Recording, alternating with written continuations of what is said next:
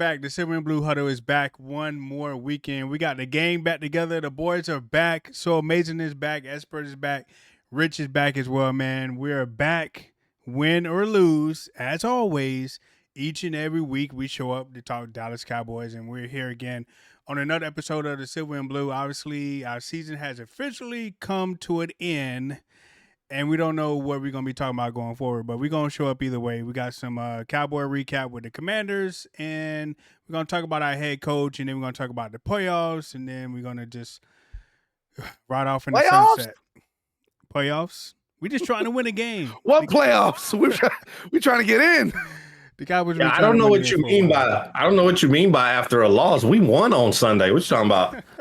Was a win. That was a win. We potentially could go from 12 all the way to 17 if we win that football game. That's a big win right there if you're a Cowboys fan. So I don't know what you're talking about loss. Absolutely. So thank you, McLaurin. Thank you, McLaurin, and Deron Bland for giving up and not playing. Trey Lance understood the assignment. He most certainly did. Okay, I wish they would have got him in a little bit earlier than that, to where he could have tamed some other games. Because if you think about it, right, even though we lost our last two games, imagine if we didn't beat the Bucks. Imagine if we didn't win that other game. We'd be a top 10 pick. Top 10. Correct. When you go back and look at this season, there was a point where Dak Prescott gets hurt. He's gone for the year. If you're being a smart Cowboy fan, you knew Cooper Rush and Trey Lance were not leading this team to the playoffs. They aren't winning a Super Bowl. At some point, there's got to be. Now, I get it. These are professional athletes. They're not going to tank. But there's things you can do as a football team to ensure. One of those is put Trey Lance in. But you beat the Commanders the first time. Then you almost beat the Bengals. But then when you lost to the Bengals, at that point, you should have realized, okay, it's a wrap. We're done. You beat the Panthers. You beat the Bucks. All those are hurting your draft stock to where you could have had a top 7, top 5 pick if you're just doing the right things. But, you get a top, 12 pick in the draft. There's a lot of great players coming out. They're going to fill a huge need in that first round. Whichever way they go, but was a good game for the Cowboys. I was impressed with some of the things Trey Lance did at QB. He obviously, the things that hurt him the most so amazing reared their ugly head again, and that's his accuracy throwing the football. And so, he had a couple. He had Turpin. Turpin's not 6'1", 6'3". He's a pretty short guy. You got to dial that ball into that 9. You can't sail that football. He's short on Rico Dowdle in the end zone was a touchdown. They win that game if he throws that. So Trey Lance being Trey Lance again, got out the pocket, used his feet a couple times, which so amazing. And Rich, we've talked about on this show, his athleticism jumps off the page at you at quarterback. He is very mobile as a quarterback, and he's not looking to run, but once he gets outside, he is dangerous.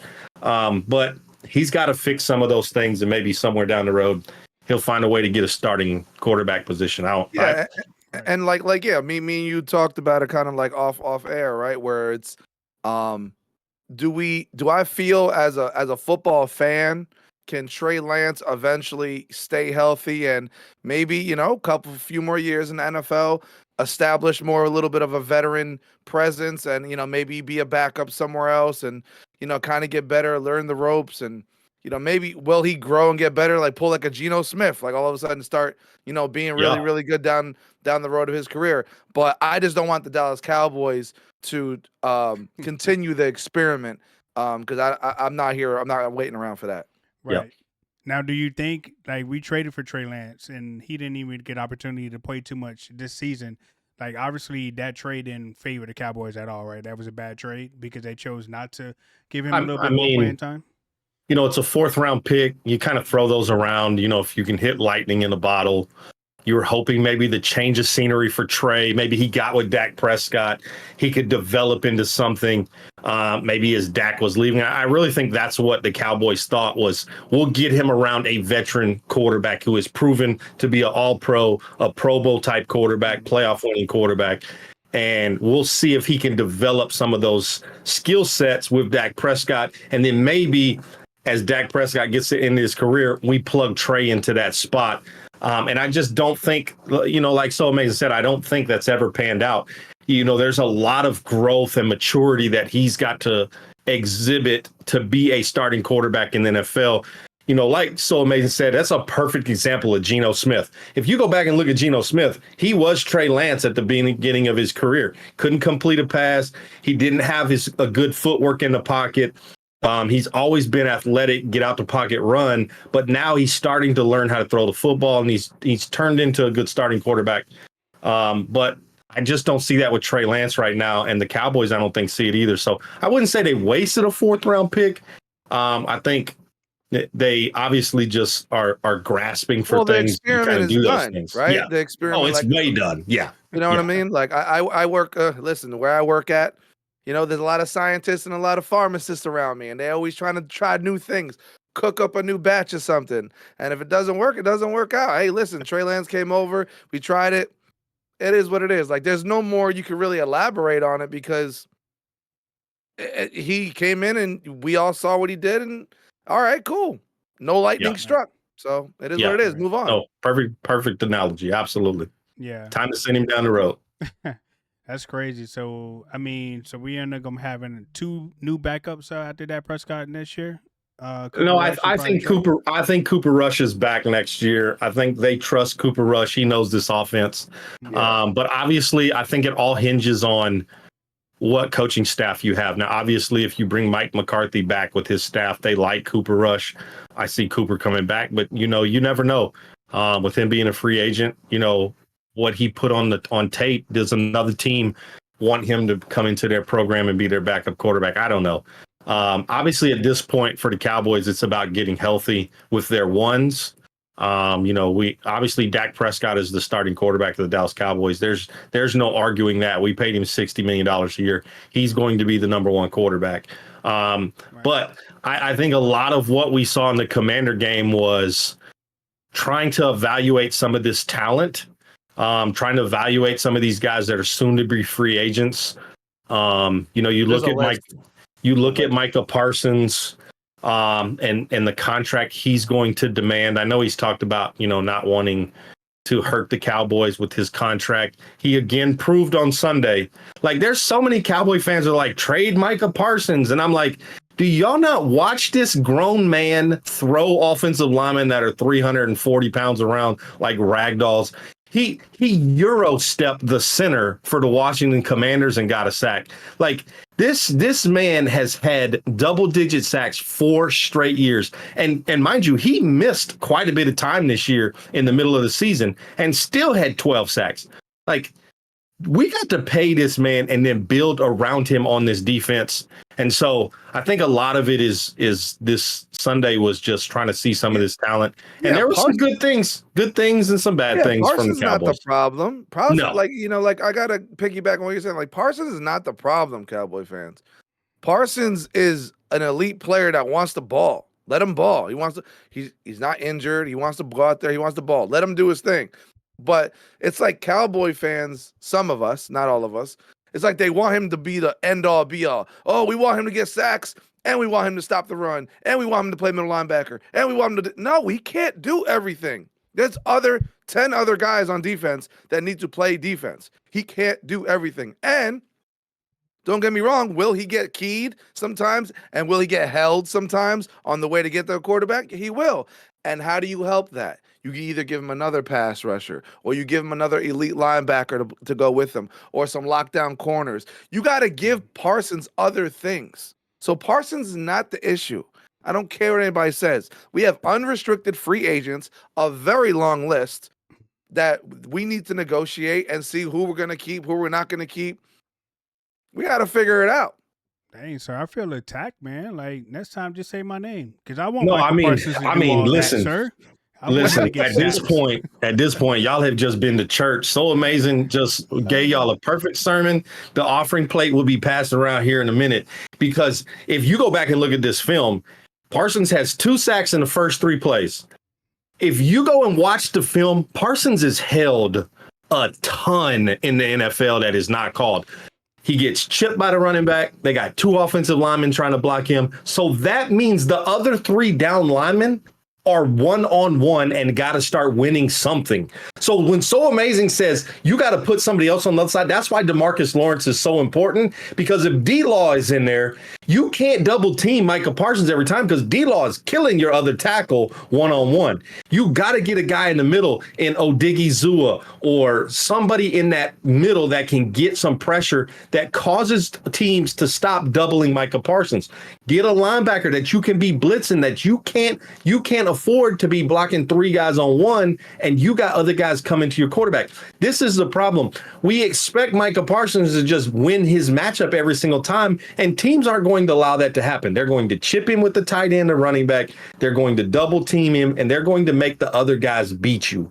And so what happened in that game against Commanders in that first series, he got a lot of one-on-ones, and he's winning those one-on-ones. And then the Commanders said, shut that down. We're going to double team him the rest of the game and make the other guys beat us. And we didn't get to the quarterback as much. And even Mariota, when he came in the game, they started to key on Mariota using his legs to run the football, and the Cowboys never adjusted to that. I mean, you saw the one play on 4th down where Malik Hooker has got his hand in the air like, yeah, we got to stop, and Mariota is running 40 yards down the field. So it's not just Micah Parsons. There are 10 other guys on defense that got to step up and do their job, and part of those guys that need to do their job is on that list that So Amazing talked about, that free agency list. You got to start prioritizing some of those guys to bring them back, because you can't afford to go into free agency with 12 holes on defense, knowing you need 2 corners, 2 safeties, a 3rd corner in the slot. So Jordan Lewis has to be a priority to bring back. Yes. You got you've at the safety position, you got huge needs at the safety position. Kendricks is a free agent at linebacker. Do you prioritize Kendricks coming back?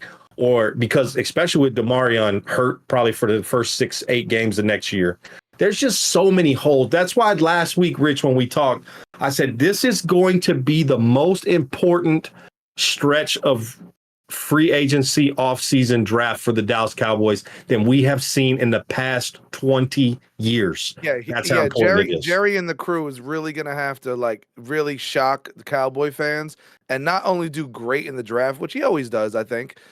I would say he needs to do a phenomenal draft, and then he needs to be very active in the in the off season, like for free agency. And I get it. We don't have that much money to spend, but we got to figure it out, man. There's no way.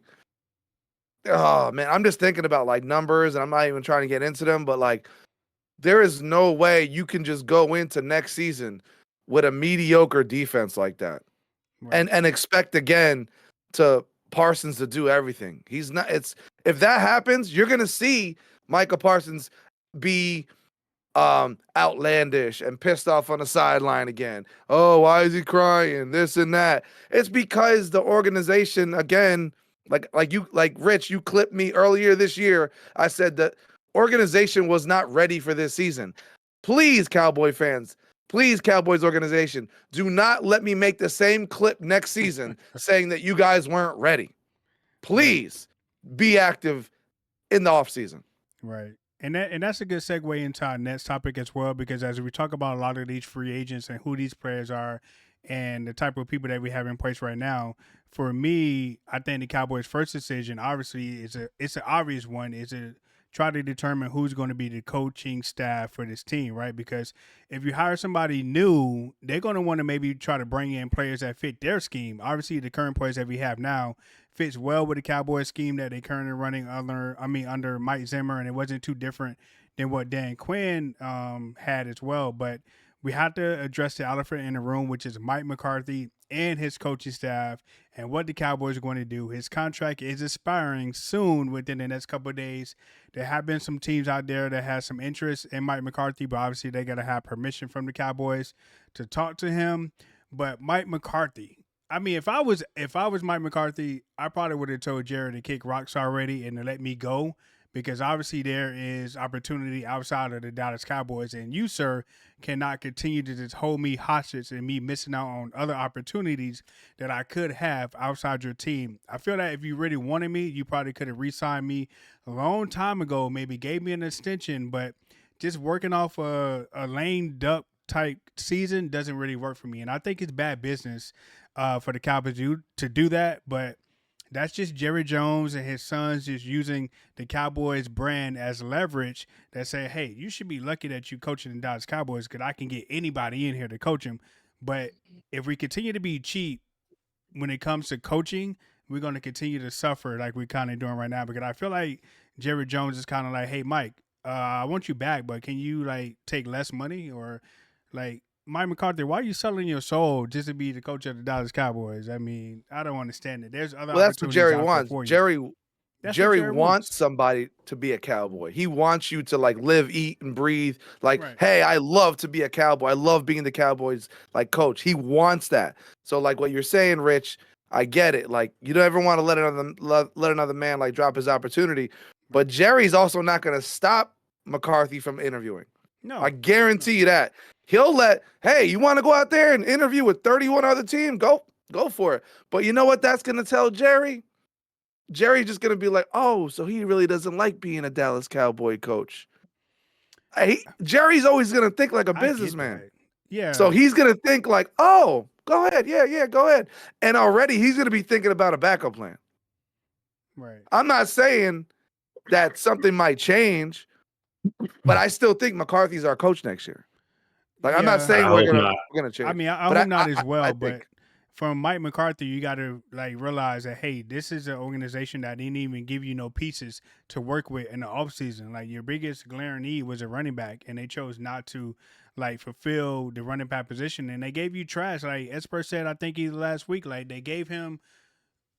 He could probably explain it better than what I can, but I understood exactly what he said. Like they brought in Mike McCarthy, expecting him to win with trash. I mean, they did nothing to really improve the Cowboys team to fit Yeah. Mike McCarthy's scheme. So why will Mike McCarthy continue to accept that No, type of and thing from the organization? that's what I said in the pregame when we were just starting was if I'm Mike McCarthy, I'm going to Jerry Jones and I'm telling him like I want to come back. I want to be the Dallas Cowboy coach because obviously Jerry wants you to want to be there. Okay. I want to be the Cowboy coach. But here are the stipulations. One, I get every decision and I tell you what I want in free agency. You got to let me go get the players I think we need in the positions we need to make us successful. I make every football decision. Now, if it's business, what the drink price should be, what the seat price should be, what the social media is, all that stuff, you take care of all of that, Jerry. You and your team can handle that. But when it comes to football operations, who we cut, who we sign, who we re-sign, all that needs to come straight to me. And Jerry Jones is never going to allow that. Unfortunately, that's not who Jerry Jones is. There are tons of owners in the NFL that have a GM or a coach, and those guys make those decisions. That is not Jerry Jones. He will be the GM because he thinks he's doing an amazing job as the general manager of the Dallas Cowboys. And so if I'm Mike McCarthy, I don't want to be there. It's the reason he lost Jimmy Johnson. It's the reason Bill Parcells left. It's the reason that Mike McCarthy's going to leave. The only people he had, Barry Switzer was a yes man. Barry Switzer would have stayed a Dallas Cowboy quarterback coach for the end of time because he was a yes man for Jerry Jones. Same thing with Jason Garrett. He would have stayed a Dallas Cowboy head coach because if Jerry told him go left, he would have gone left and run off the cliff. If that meant going left, that's who Jason Garrett was. And I get it. Like there are coaches that are like that. We need a coach like Dan Campbell that's like, no, we're not going left. We're going right. I know we got to run through this brick wall first to go right. But on the other side of this brick wall is a chance to play in the Super Bowl if you guys just listen to me. And unfortunately, Mike McCarthy is not going to get that kind of control with the Dallas Cowboys. So you're going to see Mike McCarthy on the sideline somewhere next year.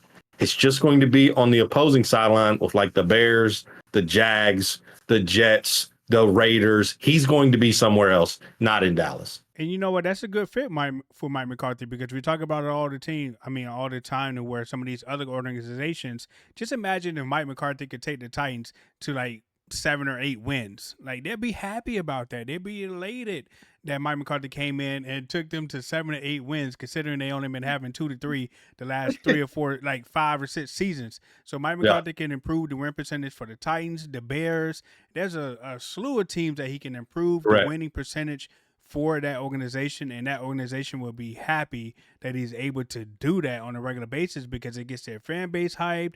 And some of these other teams don't Just have go as to New tough as a York. He schedule. just needs to go to the Jets, link up with Aaron Rodgers. Those two guys know each other real well. Yeah. Just go to the Jets. You and Aaron Rodgers right off into the sunset. Yeah. And Together in New York with too. You 6 got wins. Devontae as well. You got Devontae. And he got Devontae You got Adams there. Lazar. It's like I mean, good it's times a all whole over again, man. reunion. It's Green Bay in New York. That's where he needs to go. I just don't want to see him on the Dallas Cowboys sideline. Right. Now, was it all Mike McCarthy's fault? Absolutely not.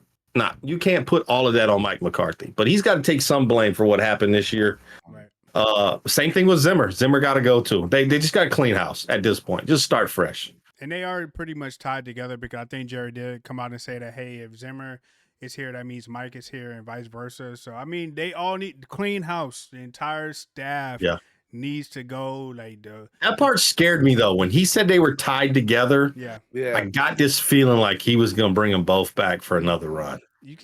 But if you're Mike, though, you're not accepting like a 1-year deal. You're probably accepting like another 3 to 4 year deal. If you get a chance, if he gets a chance to coach the Dallas Cowboys on another 1-year contract, he's going to get Dak Prescott back with CeeDee Lamb. I think that conversation is going to be, you got to get me some help, right? I need a number 2 wide receiver that's not Brandon Cooks or Jalen Tolbert, right? Correct. You got to go get me a Tyreek Hill. You got to go get me a T. Higgins. Somebody that is going to take the pressure off of CeeDee Lamb, because if you look at great wide receiver cores, there's always a 1-2 punch. Now, it doesn't mean that 2 is always as good as 1, but 2 has to be pretty decent. T. Higgins is a great wide receiver, so Jamar Chase can run. T. Higgins is great on the other side. The same thing with Justin Jefferson. They've got a good group of wide receivers that I would take over pretty much all of our number 2s in Dallas, would increase CeeDee Lamb's productivity. CeeDee Lamb is doing this without a true number 1A or 1B on the other side like he had when Cooper was there. So there's got to be some changes at that wide receiver group. They got to find a running back. What's crazy is I saw a stat today that said Rico Dowdle and Tony Pollard had the same amount of rush yards this year, which is kind of crazy. No, Rico did well on the towards the end of the season. Yeah, he got better.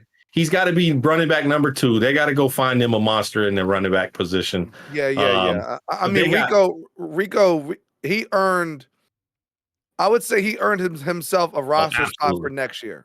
Absolutely, 100%. Yeah, he's not going to get cut. I think he needs to come back next year. I just get so nervous for the draft because I know Jerry loves those splash picks, boy. And if the draft goes the way we kind of think it's going to go, and then all of a sudden there's no more defenders left, and it's our pick, and you got a Shador hanging out there, or you got Genty. So Shador won't be there at 12. I feel like Shador's going to be a top 5 pick. Top 5. Now, Genty, if Genty is there, he might grab him. I think he goes and gets Genty just because that's tickets. It's correct. That is notoriety. He's a Frisco boy. You know, he loves his Boise State guys. But yeah, I there's just again, I can't stress this enough. The offseason started the minute that clock hit 0 against the Commanders. They got work to do, and they better get going because this ain't Tennessee. You aren't fixing to continue with 7 and 10 seasons in Dallas. Because this fan base is going to riot. Because those tickets, I don't care. We love you, Jerry. We love Jerry's World. I love to go to a football game, but them ticket prices not at 7 and 10. When Jerry sees the revenue go down, man, forget the ticket prices. The parking, bro. Hey, listen, if you ever go to AT&T Stadium, hit your boy Expert up. There is a great parking spot. Costs you $10. It's not that far of a walk. Just got to hit your boy Expert up. Off the beaten path. You got to go off the beaten path. Yes, sir. Yes, sir. Oh, man. But I want defense next year. I guess if you were to ask me, Mike, hey, well, what would you want? Defense. Yeah. I think defense. I think you could always find a good veteran running back somewhere, get another veteran number 2 receiver out there, finagle some numbers. Defense is where you got to focus on, man. Like, what veteran running back is going to be a free agent this year? I feel like We don't know. That's the thing. don't know yet. There's so many things. Like just like last year, there were so many running backs they had a chance to go get, and they drug their feet with the Dak and CD contracts and screwed them in the free agency. Which we talk about coaching decision being the most important thing. Important decision number 2: sign Micah Parsons now. Start saving that cap space. You sign Micah Parsons to a long-term deal, helps you with your cap space. Yes. Right? You start restructuring all of these contracts you got right now. Start restructuring now, turn them into bonuses, pay these people their money, and get that cap space. Right now, they got about $12 million in cap. That's not going to cut it. They got to start creating cap space now with some of their players. So that way, when free agency opens, they can go attack it with some money and go get some of these veteran guys, because that's where you win football. That's how you win a championship. You have a group of veterans as well as developing your young core. But when you look at, and I know So Amazing said they draft well. I think when you look at some of these draft picks they have, Mozzie Smith still is not panned out. Tyler Guyton did not pan out. Tyler Guyton was the worst left tackle rated in the NFL. Mozzie Smith, the worst defensive tackle rated in the NFL this year. That's got to change. Tyler Guyton's got to step. Now. Keep Hoffman. I like Hoffman. I love Hoffman. TJ Bass played really, really well. Yeah.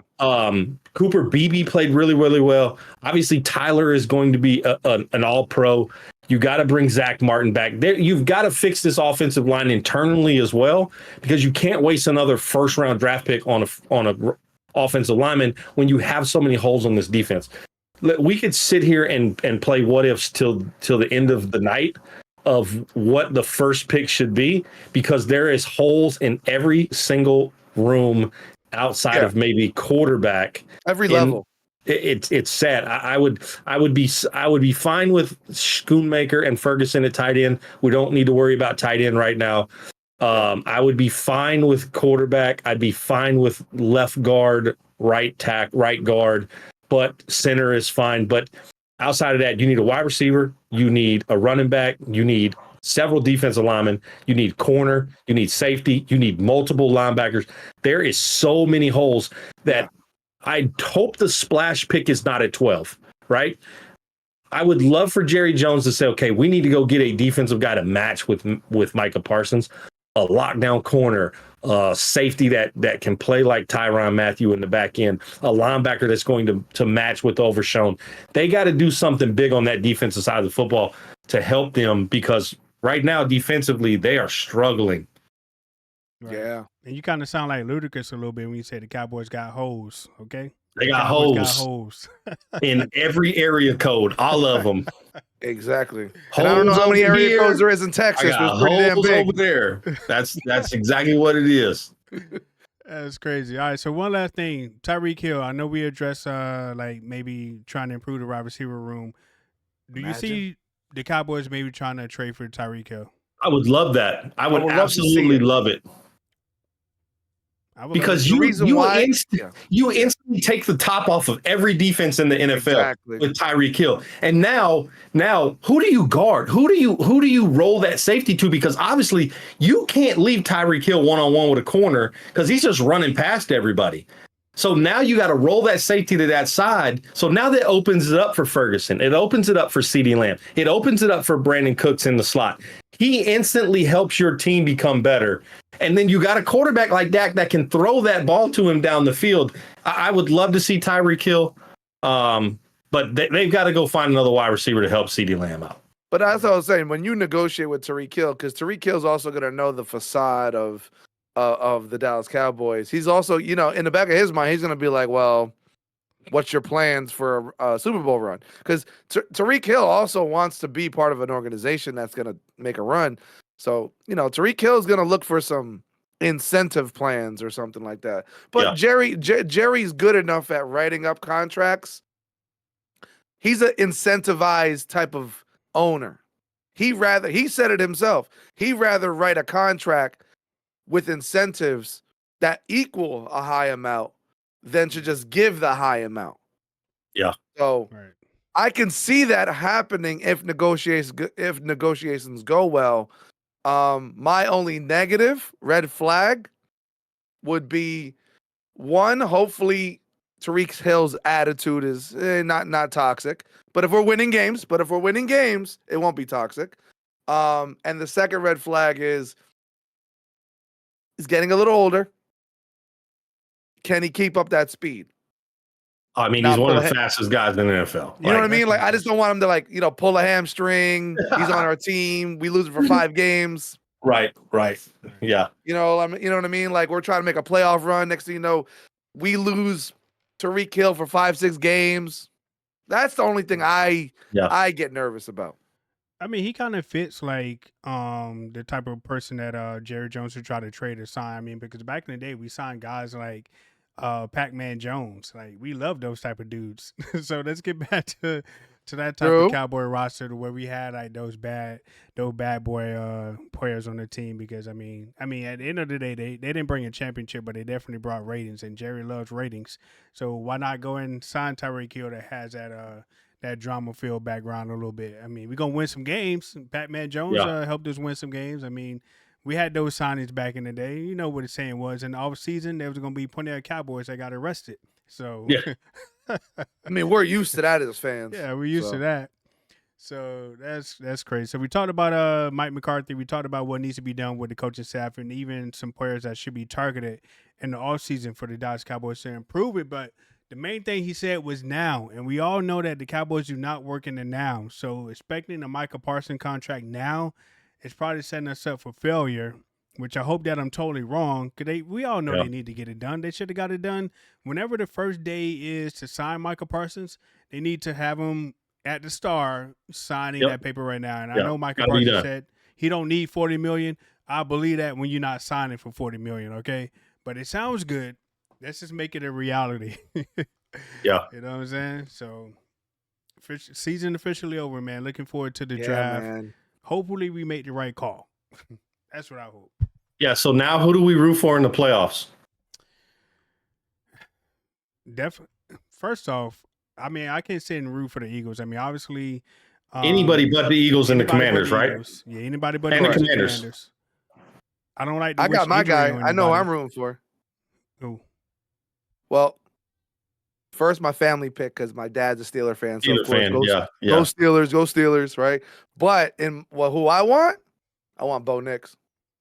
The Broncos? I want Bo Nix. I want to see Bo. I beg, please do not let the Broncos make a run in this playoffs and find a way to get to the Super Bowl. Listen, I got a buddy that is a diehard Broncos fan. I will never hear the end of it. Listen, I would love to see Lamar Jackson hold up the Lombardi Trophy. Oh yeah. I think Lamar he doesn't get a lot of the respect I think he deserves. And when you look at his numbers and what he's done in Baltimore, he has been a consistent quarterback. Obviously, I don't want the Chiefs to win. I'm tired of watching Patrick Mahomes and Travis Kelce keep winning Super Bowls. So I'm going to be rooting for everybody that plays the Commanders and the Eagles. Right. The Eagles got the Packers first at home. The Commanders go on the road, play Tampa Bay. So we'll be big. That's the matchup I want to see, though. Big Buck out of fans, all the number Packer one, fans. Out of all the number one matches, that Commanders game against Baker Mayfield, I like it. I'm gonna like that as a fan. I mean, I see the Bucks winning that game easy. I mean, every year we seem to underestimate the Bucks, and all they do is just go out and win the playoff game. I mean, they beat the Eagles. Obviously, Jalen Hurts is still dealing with his concussion, which I think is a baloney. I think he's perfectly fine. He'll be back probably to practice this week. I don't think the Eagles is as good as they think they are. I mean, obviously, I got them over the Lions because the Lions, you never know what you're going to give the Lions. I mean, they obviously love running the ball, which is great and all, but sometimes their decision-making kind of makes me a little bit iffy a little bit, and I wonder if that's going to rear its head once again in the playoffs with going for it on fourth down, giving up like field position and stuff like that. I mean, I get the Dan Campbell, he's tough, but I'm with Espert. I wouldn't mind Lamar Jackson winning the Super Bowl. I actually wouldn't even mind the Chiefs winning another Super Bowl with Patrick Mahomes because I want to see what that does for his legacy and that type of talk. We're doing like a three. Talking about like the baby goat status type thing. Yeah, I mean, all Kansas City have done since trading away their players was just continue to win. Everybody has like discounted them and said they can't win without Tyreek Hill, and then they lose some more players or they cannot win. And all they have done is just win. And if he makes it back to the Super Bowl, man, like and win the Super Bowl, That's going to be crazy talk right there. So I wouldn't mind seeing another three-peat from the Kansas City Chiefs, and I feel like It's their fans are not even annoying. Like you don't even know Kansas City fans because they you don't don't know talk. enough Chief fans. You don't know enough Chief fans, then Rich. They I guess so. annoying. Trust me, Are they they? annoying. I don't They hear are 'em. annoying. I don't Yes, hear them. yes, they are annoying. I'm going to You gotta introduce you to realize. some more Chiefs I was gonna fans. say you gotta realize you're in the middle of America, so you see it more. I'll introduce you to some Chiefs fans. They are annoying. Trust me. But it's going to be Patrick Mahomes' probably toughest road to win him a Super Bowl. The Bills are a really good team. The Ravens are playing really, really well. The Well, Steelers there's are so a many good football storylines. team. There's Bo so many Nix. I storylines. mean, it's going to be interesting. I'm more excited about the playoffs this year than I have been in a long time with the Cowboys not in it. So it gives me a chance to just sit back, enjoy some football, not be stressed about my team. I really wish the Cowboys were playing this weekend, but I'll be glued to the TV Saturday and Sunday watching these games. Right. I mean, everybody wants Lamar, right? Because they feel like he's earned it. You know what I mean? It's like one of those things, like it's like a guy, guy at your job, your coworker, like, yo, man, you need the promotion, dog. You know what I mean? Like that's what it feels like with a guy like Lamar, like he's putting in that work, and it's like, come on, man, you need the ultimate prize.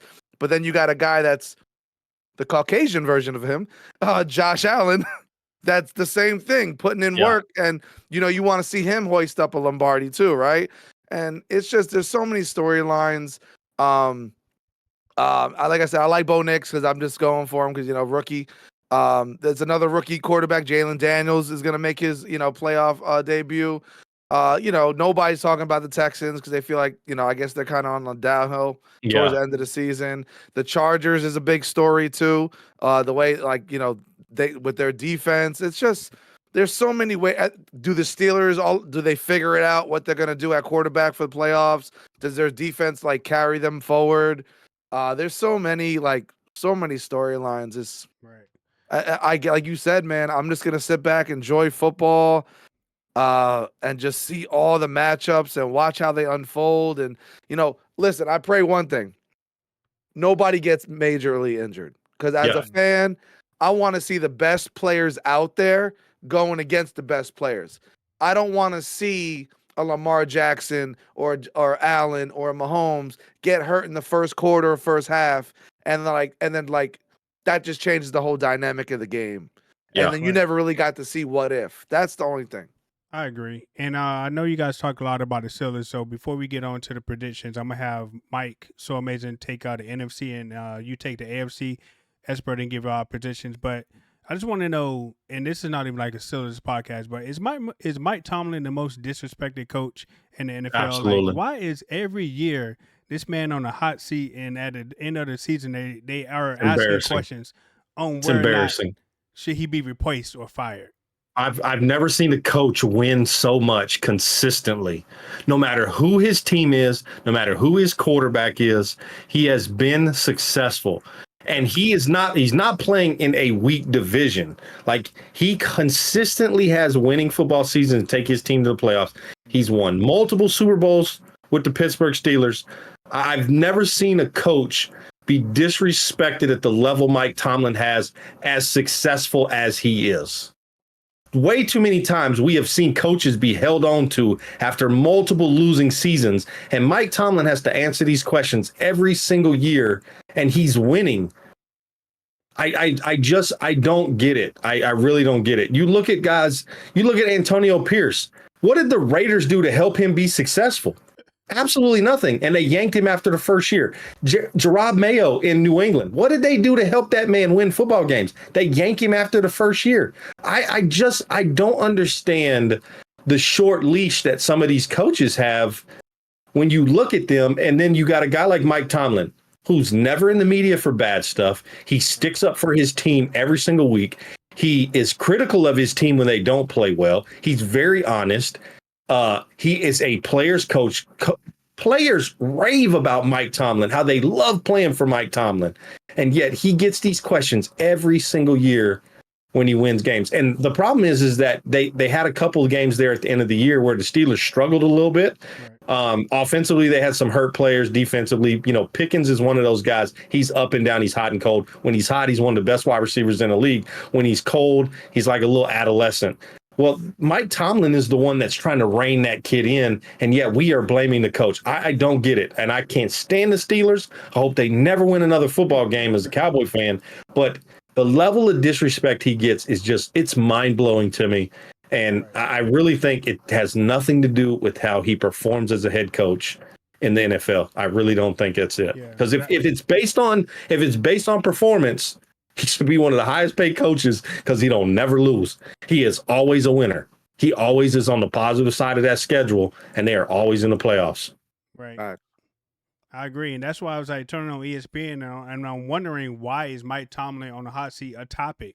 Because to your point, all he does is just win every single year. Win. He even has a Super Bowl under his belt as well. So I'm like, multiple. And he just signed a contract extension. So I mean, what are we really talking about? And I don't get why that's even a topic when you're in the playoffs. Yeah. It's and not like there's plenty of coaches it's not like he about. lost the game yet. He didn't even play the game yet. It's not like, oh well, he lost the first round, blah blah blah. What's the future of Mike Tomlin? Like, he didn't even play the game yet. Right. But yet the Giants kept Brian Daboll.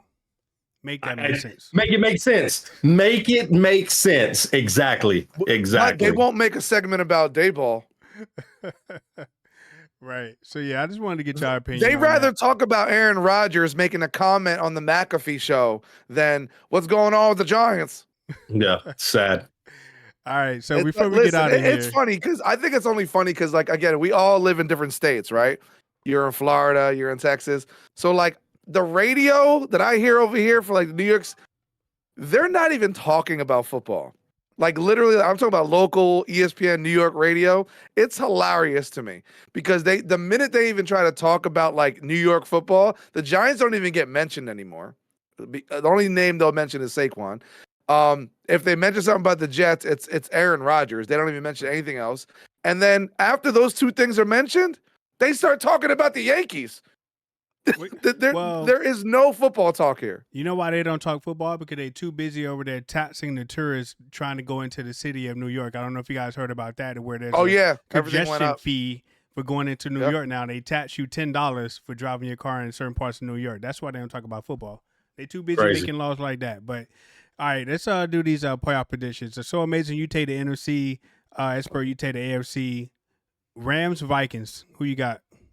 So Rams, Vikings. I got Vikings. Vikings, Bucks, Commanders. Your game. I like Bucks. Eagles, Packers. Unfortunately, the Eagles have enough to beat the Packers. Do you think they could win even without Jalen Hurts? Oh no, they need Jalen Hurts. They need Jalen Hurts to win that game. Yeah, so no way Jalen doesn't play this weekend. Yeah. Jalen playing. I mean, he's been in the concussion protocol for 2 weeks. I mean, if this was a regular there's no way he's not playing. You know how many tests they're probably giving him right now to make sure he you good? Yeah. Follow my finger. All right, he passed, sir. He passed. Yeah. AFC, we got the Texans and the Chargers. Who you got, Eds? I got the Chargers. Oh, yes. Well, the Texans are injured, huh? Yeah. Yeah, they gonna struggle. That Charger defense is filthy. Yeah, this is a good game. Ravens and Steelers. As much as I want Mike Tomlin to be successful, I love Russell Wilson. He's a Wisconsin Badger. Love him to death. I feel like this is Lamar's year. I'm going with the Ravens and Derrick Henry. Nice. Bills and Broncos. And just because I don't want to see Bo Nix win anything, not because I don't like Bo Nix. I think Bo Nix is a good guy. He's played well at quarterback for the Broncos as a rookie. I want to see Josh Allen. I'm taking the Bills. Yeah, and I can't. It's in Denver, isn't it? The Bills are the 2 seed. Why are they on the road? Oh, so it's in Buffalo. Okay. Oh, it's in Buffalo. Yeah. Okay. Yeah, so it'd probably be like a snow game. And we can't have Sean Payton have more success than Mike McCarthy because remember, we did want to get rid of Mike to hire Sean. So ain't no way we can accept Sean to go win the damn Super Bowl. Yeah, I think the Bills have too much on offense. I don't think the Broncos can answer that offensive output. I like Bo Nix. He's played well this year, but I think both the rookie quarterbacks are out in the first round. Yeah, and I agree with all you guys' picks. I mean, but I definitely would want the Packers to beat the Eagles, even with. I'm rooting for the Packers. Honestly, like I said, the only reason why I said Eagles is because I just found out Packers they don't have Watson, No, he tore his ACL. Yeah. Yeah, and I think that would have been a nice weapon for them. Because like I said, unfortunately, I will say this about the Eagles: if Saquon is on his thing, and then the defense is doing their thing, it's gonna Yeah. be tough for the Packers to like come out that like the Yeah. Packers are gonna have to play like really tough and really Lights out. perfect. Yep. Like you know what I mean? Because again, I'm not an Eagles fan. It's just I just seen how they are this whole season, and Yeah. that defense hasn't really changed. So Yeah. now, will I say like next matchups? Yeah, it might be a little different, but yeah, I just don't think they have enough sauce for I don't think they're gonna have enough. Right. Okay. Well, we could definitely go over next week's matchup after next week come along. But Silver and Blue Huddle is available on all your streaming platforms, Apple Music, Spotify. Make sure you guys go take a listen. It will be uploaded immediately after this. YouTube is going to drop tomorrow morning as well on YouTube. Make sure you guys give us a follow. Expert Corner, so amazing. Richblkman on all our social medias, Facebook, TikTok, YouTube. We're everywhere. So guys, make sure y'all follow us, and we thank you for all the support. This ain't gonna be the last of us. I know our Cowboys are not in the playoffs, but we will be back. The frequency may change. It may turn into a bi-weekly type podcast. But we are going to be waiting on the Mike McCarthy news, and we're going to be waiting on the draft news, and we'll be back. This ain't the end of us. Anything else you guys want to say before we get up out of here? Nah, we'll see y'all next week. They're gonna fire Mike McCarthy. We'll be here next week. We'll be here next week. We'll have a party next week. So Silver and Blue, we appreciate you guys. Catch you next week.